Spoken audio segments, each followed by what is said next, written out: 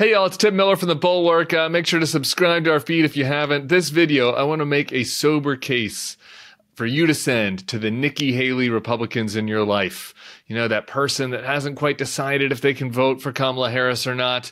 I want to help you nudge them to check that Harris box, or at minimum, to not vote for Donald Trump on Tuesday. I did a written version of this, and so if it's easier just to send the article, we'll put the link in the description down there. You can see it right here. Fundamentally, in short, the case comes down to this.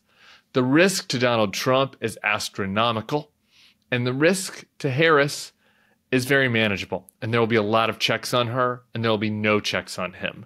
So I want to explain that in greater detail, but before I do, I want to talk about the target audience for this video. I'm trying to reach somebody that has traditional Reagan-Bush era Republican views. Someone who dislikes Trump's rhetoric probably, or his tweets, or his personality, is turned off by his character, but also thinks that things may not have been that bad for them during Trump 1.0. Maybe they liked the Abraham Accords, or the tax cuts, or deregulation. Maybe they felt like their paycheck was going further, that they had less of a financial strain. I'm sure this type of traditional conservative also looks at the Biden administration and thought they mishandled the border, and maybe there was a projection of weakness overseas that played a role in some of the increased global instability we've seen. This person probably also worries that while Kamala Harris says we're turning the page, that she might turn back the clock to like her 2019 self, who was more progressive. I don't agree with all of that, right? But that, I think that there are a lot of people out there that hold those views. I hear from them all the time. I'm sure you have somebody like that in your life. And so rather than trying to like disabuse them of any of their views, what I want to do is convince that Republican voter that they might be absolutely correct about the flaws of Biden and Harris, that they might have rational reasons to have felt okay about at least the policies part of Trump 1.0, and that even still, that would not justify a vote for Donald Trump 2.0, because Donald Trump 2.0 is going to be very different and bring in all the things they didn't like about Donald Trump 1.0. So to make that case, I want to break it down into 3 parts. Part 1 is what we know Trump will do. Part 2 is what there are legitimate concerns that Trump might do. And part 3 is the realistic limits on any of the left-wing excesses that you might fear from a Kamala Harris administration. So let's start with part 1, what we know Trump will do. If you listen to Donald Trump, the agenda that he has planned for his second term is not at all ambiguous. There are 5 main planks. 1, across-the-board tariffs that he says he can implement without involving Congress. 2, mass deportations.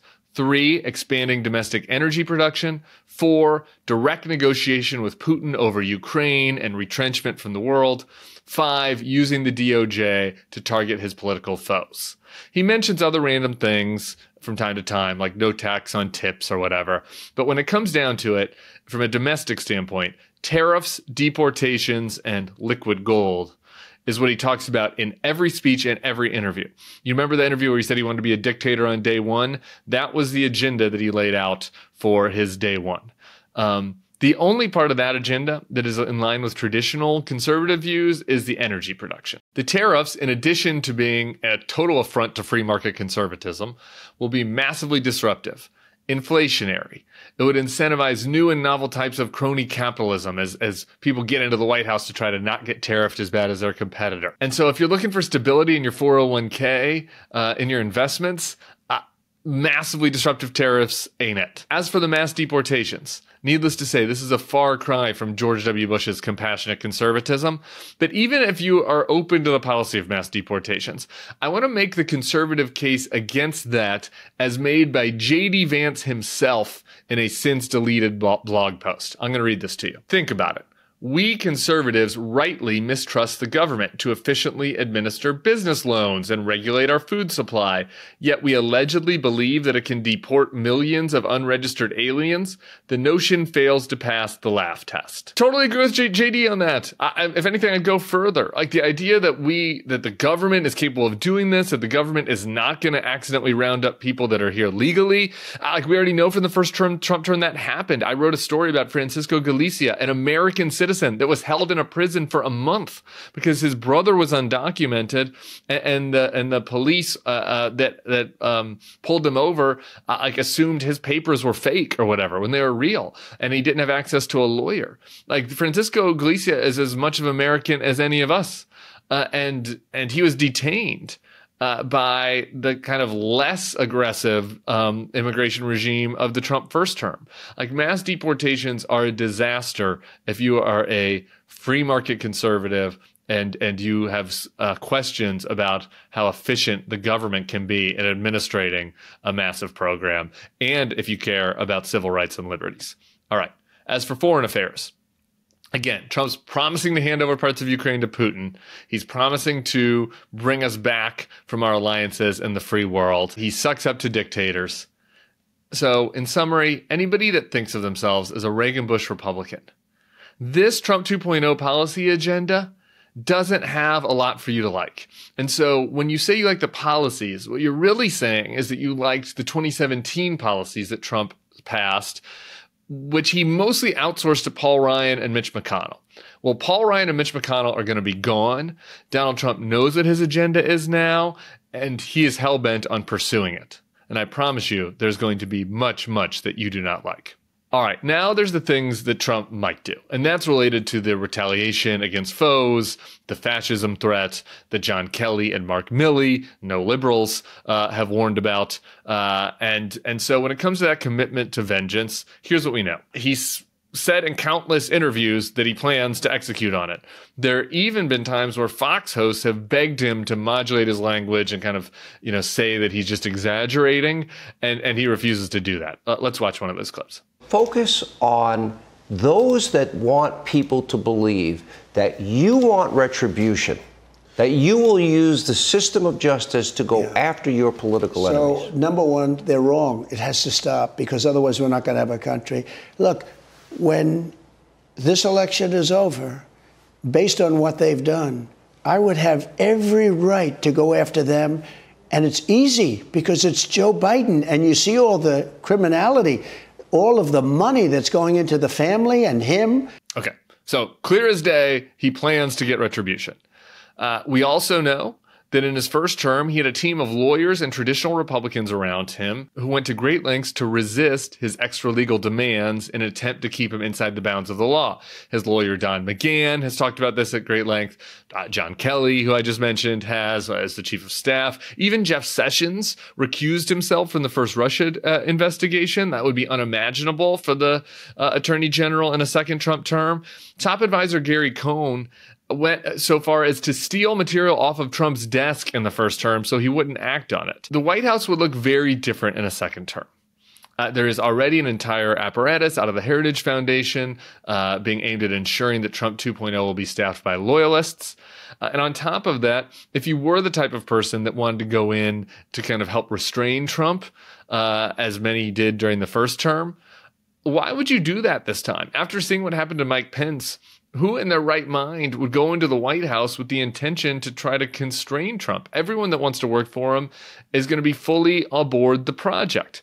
On top of that, he's got a 6'3" SCOTUS that has given him essential immunity for official acts. And Republicans in Congress are way more MAGA than they were the first time around. And on top of all that, by the time Trump's term ends, he'll be 82. Older than Joe Biden is today, with declining mental faculties, and like the weirdest of the weird, the loyalist of the loyal left sitting around him. If you have any doubts about Trump's character and impulse control, especially after seeing how his last term ended, this scenario should frighten you. Now, I'm not here saying we're not going to have any more elections and it's definitely fascism and Trump is Hitler. That's not what I'm saying. Maybe Trump would leave willingly. Maybe whatever he does in those final months would be survivable. Maybe he passes the torch to J.D. Vance without incidents. But this seems like a really risky bet. Like, would you take this kind of risky bet in your personal life or in your kids' or grandkids' life? Like, the risk-reward calculation is so far out of whack given the downside risk of 82-year-old unchecked Trump at the end of his next term. The risk-reward calculation is especially misaligned when you consider the alternative. So that's why I want to go to number 3. And let's look at what the risks of a Harris administration would be from a conservative perspective. I just want to say this up top. Kamala Harris might not be a great president. Maybe she'll rise to the occasion. Maybe she'll founder. I don't know. Neither do you. There are a couple of things we have learned about her, though, since she's taken the reins and become the nominee of the Democratic Party.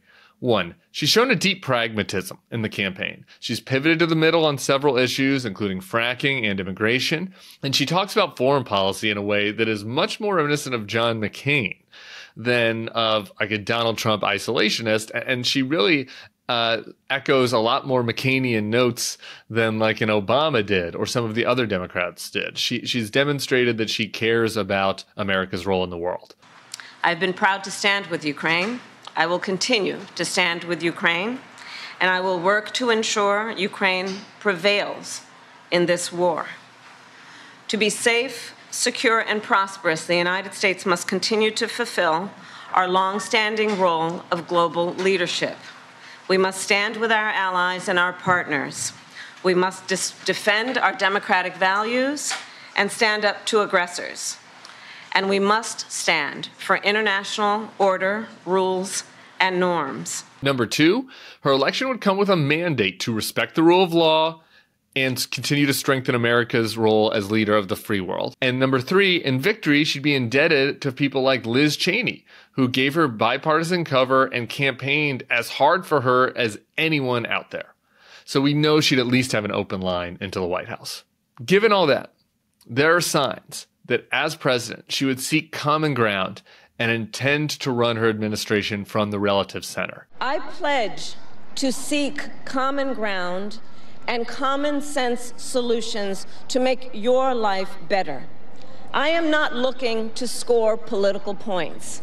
I am looking to make progress.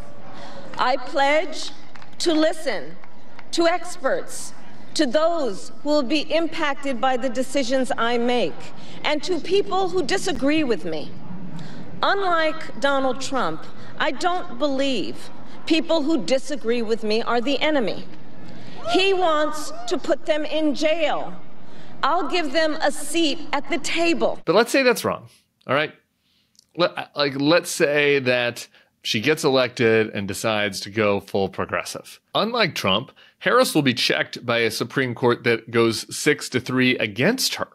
So if she tries to enact an illegal executive action, the court will block it. We've seen this, that they blocked Biden on student loans. He tried to get around it with a more a tamped down version of it, but even still, they blocked Obama on immigration. And then in addition to that, the recent Chevron ruling has vastly limited the powers of executive agency rulemaking. So it's not like the Kamala Harris HHS or EPA is going to be able to do, advanced rules that go counter to laws that are passed by Congress. The Chevron ruling has put an end to that. So she's going to be deeply constrained by the Supreme Court. On top of that, Harris is all but certain to have a Republican Congress for her entire first term. Possibly not, but here's just a practical way to look at it. Right now, Republicans have a clear path to 51 Senate seats. Some analysts say as high as 54 Senate seats. So that's her first 2 years. Very likely, best case scenario for the Democrats is you end up with a 50-50 Senate where it's very challenging to pass anything. And then on top of that, in 2 years, you have the midterms. Almost always throughout modern history, the incumbent president's party has had a terrible first midterm. Even if that changes next time, she ends up getting a narrow Senate lead with only 2 years left, with re-election on her mind. Like, that is not going to be the time to turn America socialist. Just like as a practical matter, she is going to have a Congress and a court that is fundamentally hostile to her and fundamentally limiting on any of the extreme policies she wants to put forth. So, to sum up, I'm asking you, a Nikki Haley voter, a traditional Republican, to consider all the risks and make a practical decision. Both a Harris and Trump administration would advance policies that you do not like. In fact, both administrations are certain to at least try to enact policies that are fundamentally at odds with your values. But only one of those administrations would be led by an elderly, unchecked, aspiring strongman who you know has deep character flaws that could manifest in myriad unpredictable ways with disastrous consequences. Think about it. When he went in 2016, could you have imagined that the Capitol would be stormed by people waving his flag? The police would die there? That was unthinkable. And so what unthinkable thing might happen 4 years from now with someone of his character at the helm? Giving an unrestrained Trump 4 years to wreak havoc on the country is just not worth the risk. That's why his own vice president and longest serving chief of staff aren't on board with Trump. And those guys, John Kelly and Mike Pence, are almost certainly more conservative and Republican than you are. And they're not voting for Trump. That brings me to my final question.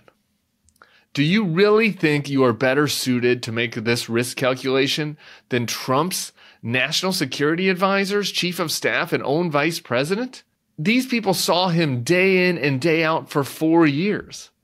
This is not meant as an insult. But how could you possibly have a better sense of the risk that Trump poses than they do? We should all listen to their cautionary warnings. So, I'm asking you simply, humbly, to walk into the voting booth. Go ahead and vote for Republicans down ballot, particularly if they're Republicans that you are aligned with. Look at the presidential ballot. Hold your nose if you have to. Cover your eyes if you have to. Fill in the bubble next to Kamala Harris and Tim Walz. I promise you it will feel good to know that we have turned the page on Donald Trump, and you can go back to fighting for the party and the country that you care about. Let's do it. We're not going back. Everybody, subscribe to our feed. Send this to the person in your life that needs to hear it. We'll be back here soon. Peace.